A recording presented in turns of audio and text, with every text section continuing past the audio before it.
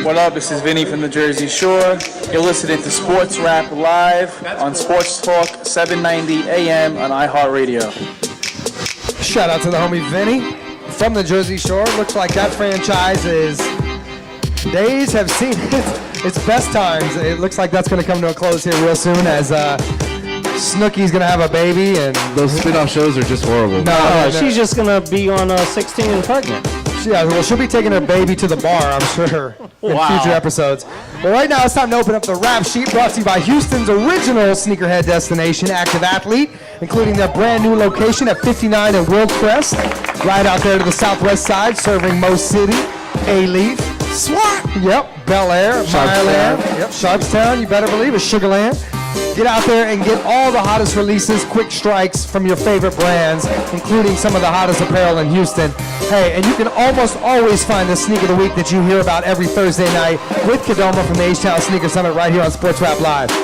All right, well, it's time to get into our NBA wrap-up. I think this is going to put a big fat bow on it. We've got Gary Parrish coming on in just about 15 minutes or so.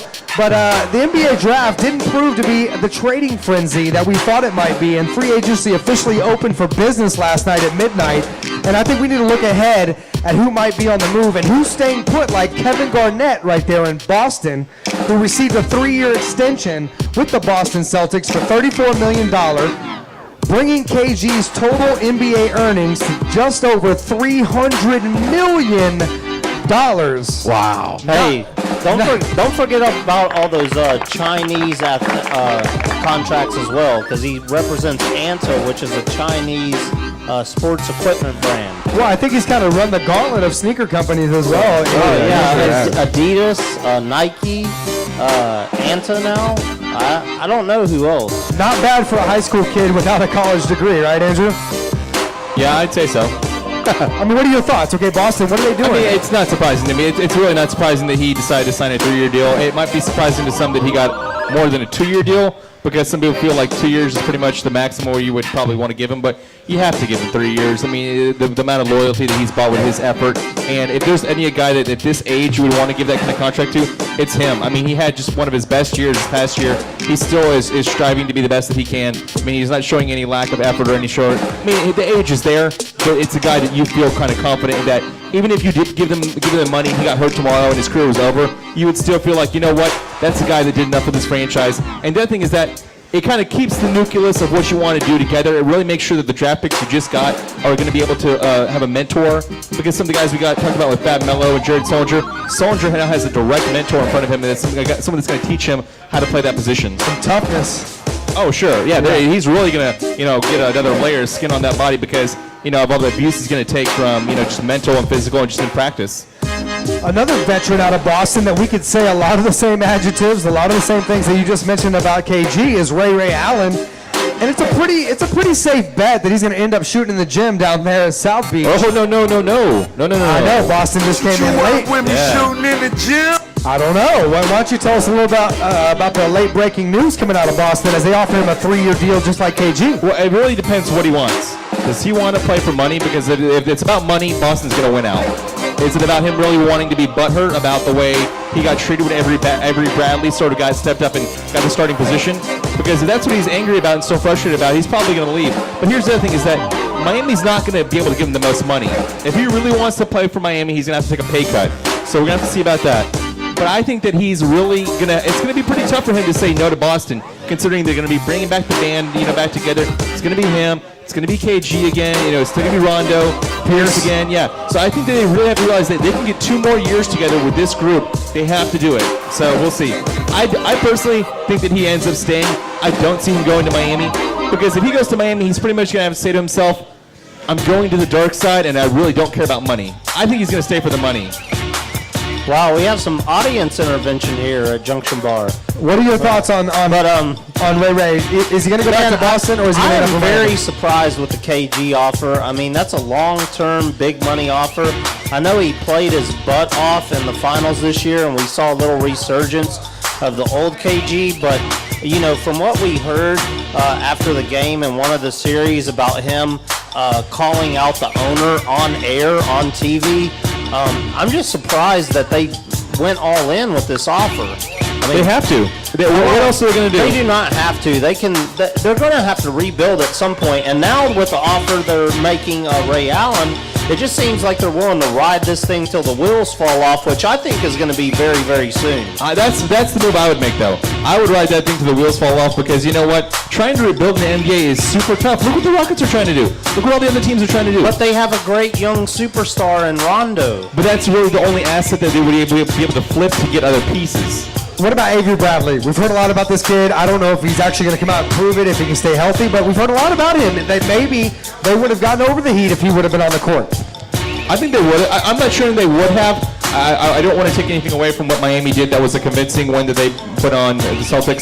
But you have to think that he would have given them a much better chance of containing Dwayne Wade more than they did. Because his perimeter defense, when you have Rajon Rondo and Avery Bradley, you have the best combination of guards defensively in the NBA. Well, you brought up Boston. You brought up the Rockets. Another team that really doesn't have an identity anymore is the Phoenix Suns. And Steve Nash, who's been with the Phoenix Suns, after them taking Kendall Marshall, the all-time ACC leader in assists, his future really is in flux right now. He got an offer from Toronto. Nash is gone. Yeah, he's gone. Absolutely. He's done with the mentorship type of role. Where would you like to see him end up? Hey, man, I told you, it's not about where I would like to see him go, but my money is on him being the face of Canadian basketball.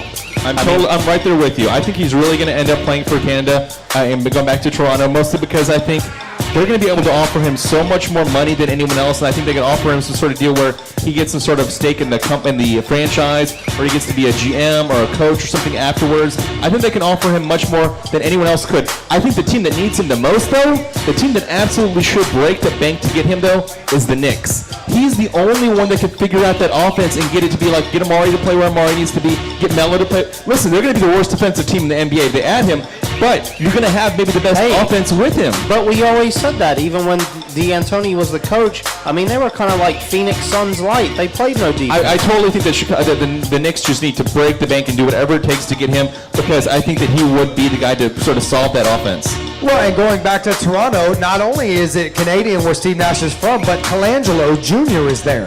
Yeah. And he knows the Phoenix Suns system. When he brought in Bargnani, he was trying to build that same type of Phoenix international flavor system. Right. I think if I'm him, though, I really go to the team that gives him the best chance to win, because, I mean, he still hasn't had really a chance to get an NBA ring. I would even, if I were him, be thinking really hard about going back to Dallas. Because, listen, if you go back to Dallas, Mark Cuban's not going to do you wrong. He's not. Mark Cuban puts out a quality roster every year. He's always trying to win. He's willing to pay whatever it takes. Steve Nash is a really big, he has a really big question to ask himself of where he wants to go to finish his career. Because this is the last contract he's going to get. There's a guy that would have something to say about that, and that's Darren Williams, as he's narrowed his teams down to 2. And that's staying with the Nets as they make the jump to Brooklyn, or coming home to Dallas to replace Jason Kidd as the point guard of the future. And this really puts D. Will in a tough spot, because a lot of what he wants to do depends on Super Flip-Flopper. Exactly. Do you think that he's waiting for that domino to fall before he makes his decision?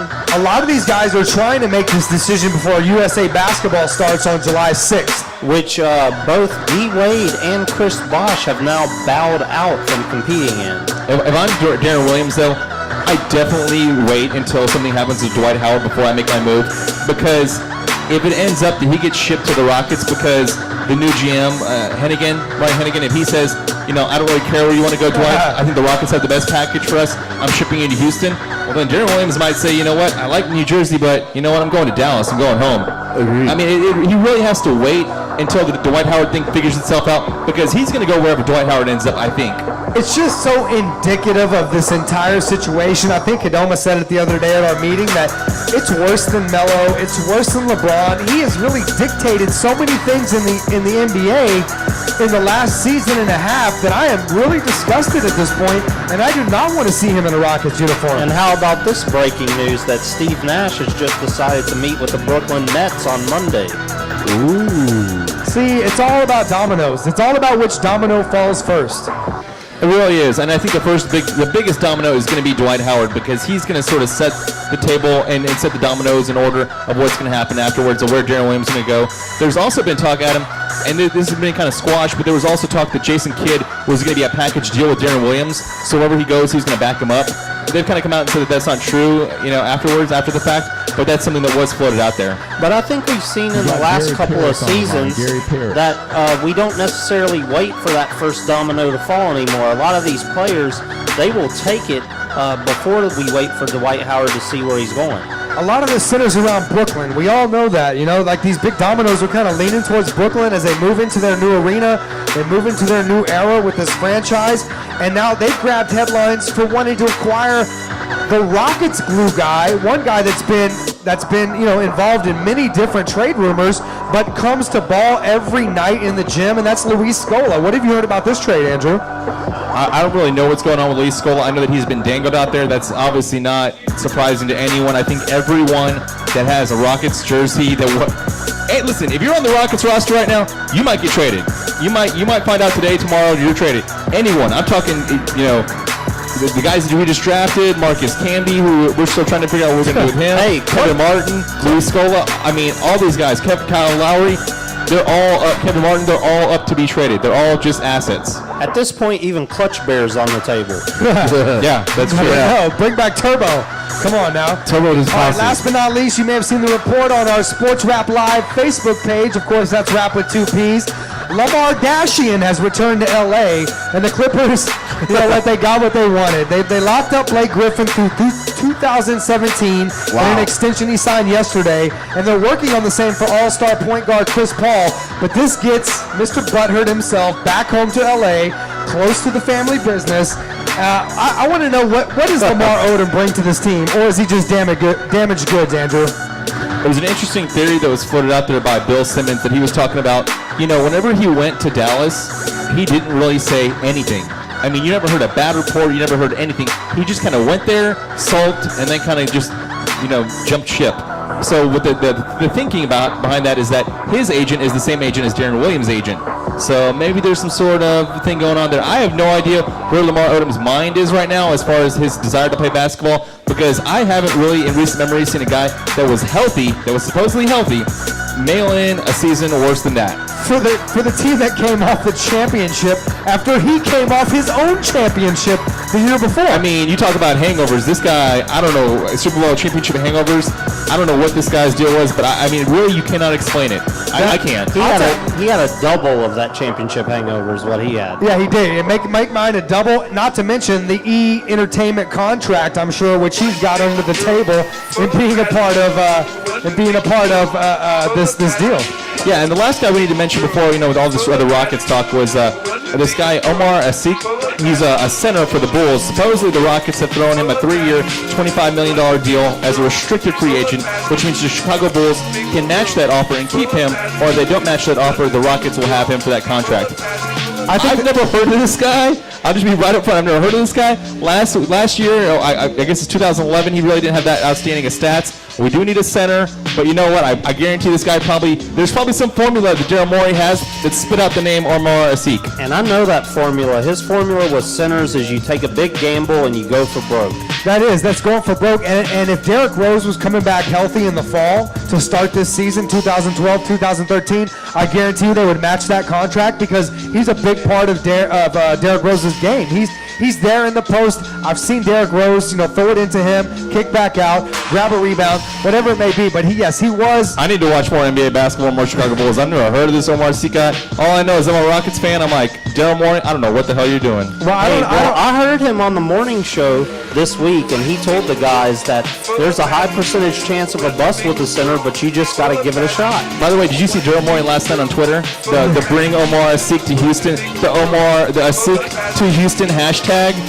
No, that's a fail. Yeah, go down to Phoenicia, buy yourself some hummus, and put it on the front porch. That's a fail whale. All right, well, hey, speaking of fail, if you get pulled over and you've been out drinking, doing your thing, getting it in, riding around and getting it, you're going to have something coming to you unless you shout out our guy, the cowboy lawyer, Gary Trichter. Yes, and sir. that is H-Town's top DWI lawyer. And let me tell you a few tips here. If you're going to drink, like we like to have a beverage here on Sports Rap Live, make sure you have a non-drinking designated driver or drink water like Tito does, or take a cab or a limo because both are going to cost a lot less than having to call our man Gary Trichter.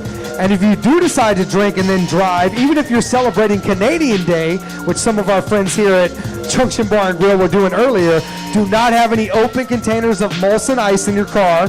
Follow the traffic laws religiously, and do not give the officer a reason to stop you, because if you do get stopped, you're going to have to answer questions, and that's never a good thing, because then he's going to make you do roadside gymnastics, and he's not going to believe anything you have to say anyway. Nope, not a word. No, hey, Tito, continue to be polite. Okay. Ask for your lawyer, and do not answer any All right. questions. All right, because you're going to end up paying $10,000 to $12,000.